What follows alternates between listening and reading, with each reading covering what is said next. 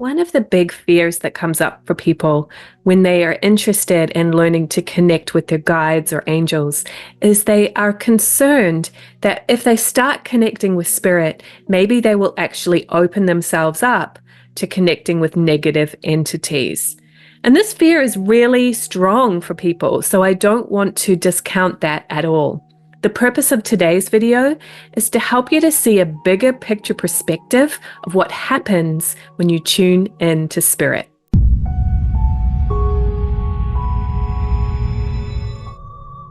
Hi, I'm Melissa, and I'm a spiritual and intuitive coach, providing you with tools to develop and open your spiritual abilities and trust your inner guidance.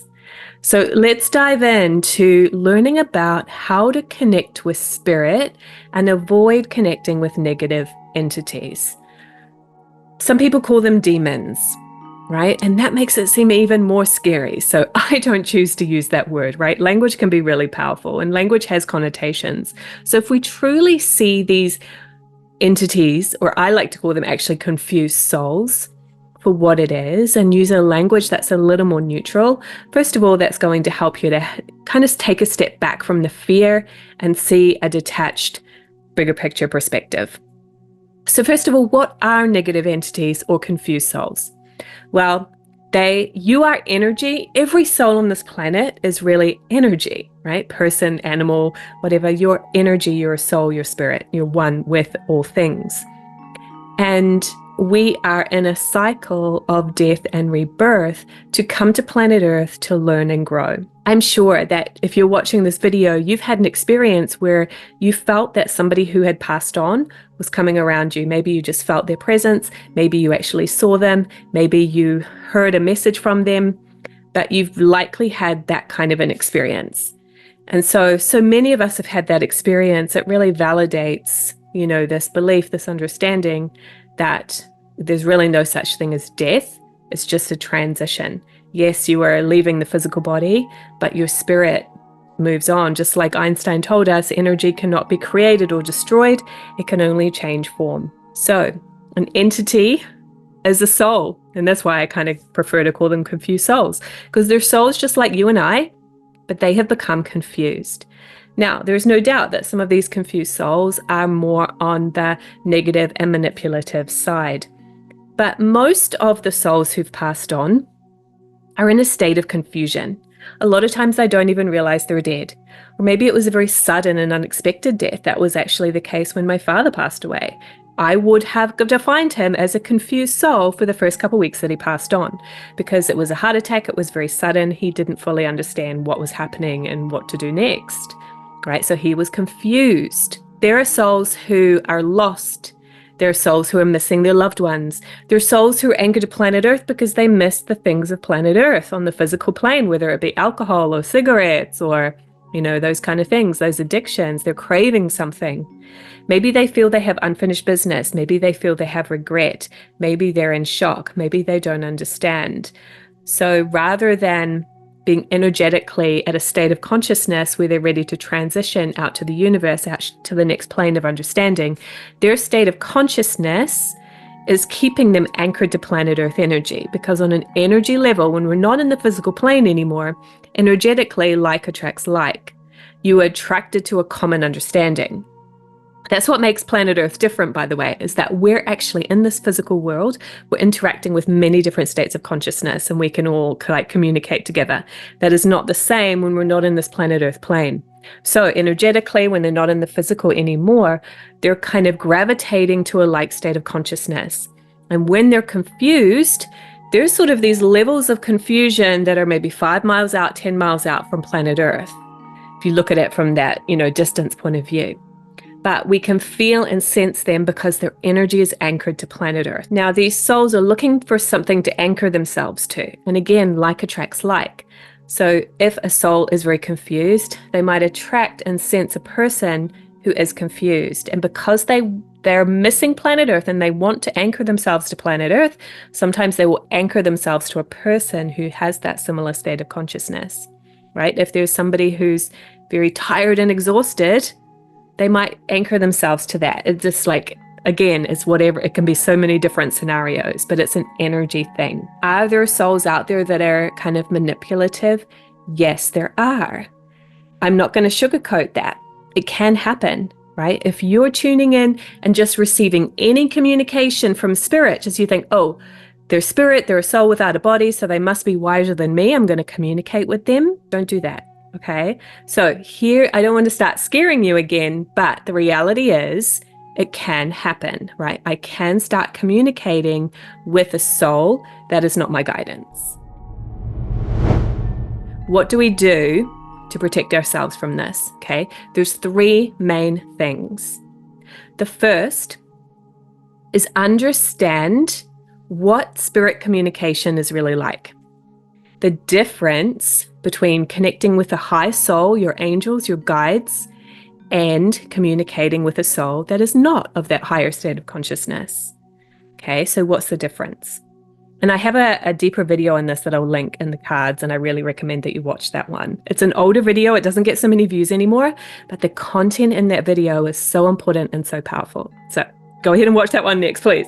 But for now, right, in a brief way, your angels are always solution-oriented. They give suggestions, but never commands.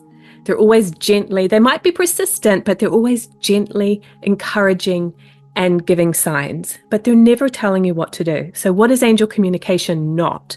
It is not imposing on you.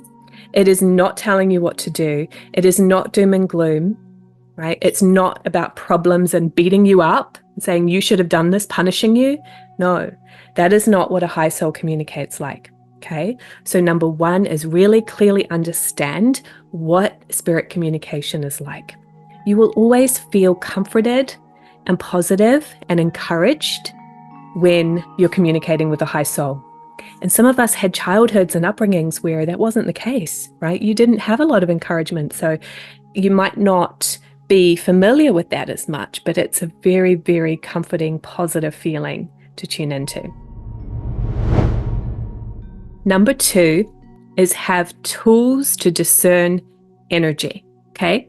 So there's two main tools. One is being able to discern and say, that's not me. This is me. That's not me, right? So if you are feeling pressure or telling you what to do, you can say, that's not me. This is the real me.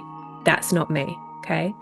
Now, for some of you, that might sound a little weird, but it's really being able to kind of create a boundary. I hesitate a little to say that word boundary, but I don't have a better word.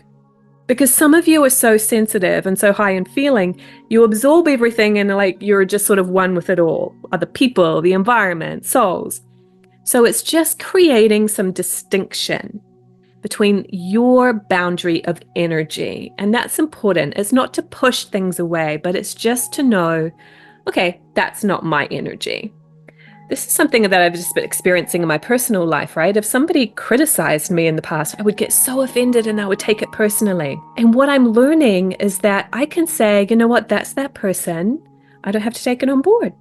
I love and respect them, but I'm also not going to cater to their stuff. And so it's the same with this. It's lovingly establishing a boundary so that you can keep yourself feeling good. And then the other tool that I highly recommend is spiritual cleansing. I'm going to link below to a free training that I offer for you to learn this important technique. It's powerful, but I want to share that with you for free because I know how healing it is to use this technique throughout your day and share it with your friends, okay? So it's called the spiritual cleansing. You can get that free training at communicatewithangels.com/cleansing. When you practice this technique often, you're going to naturally feel more in that higher vibration of energy. You're going to feel more relaxed, more peaceful, more able to discern what's me and what's not me, and not take on board energy that doesn't belong to you. And it also helps you to be on a high vibration so that you're connecting more with your guides. So as you keep practicing that cleansing more, you're going to become more familiar with what it's like to be in a high vibration all the time. And that is going to help you to make the distinction of, that's just not an energy I want to get involved in, right? So say you're trying to get, and one of the first techniques I teach people is how to get keywords from their angels. Maybe you're practicing that and you get a message that feels invasive or bossy or something. And you go, I'm going to cleanse and really ask my angels to come close and try again, because you're able to discern the difference. So the third tool is to communicate that soul needs to leave. So you might feel like you're talking to yourself, but if you did ever encounter something that felt negative or imposing, you energetically have the power to tell it to go away. And when you just believe in that, and you know you have that power, and you know how to cleanse yourself and cleanse your environment, it doesn't have to ever have any power over you anymore. Because when you're cleansing, it's going to be less likely to be around anyway. But if it still did happen, you can clear that environment by simply saying, you don't belong here. I don't want to communicate with you. Please go away. If you say that with assertiveness and confidence, it is going to work. And then you just keep cleansing and you ask your angels to come close to you. And now with those 3 tools, you are empowered to trust in your angels, to know what it feels like to be around your angels and not allow anything else to come in.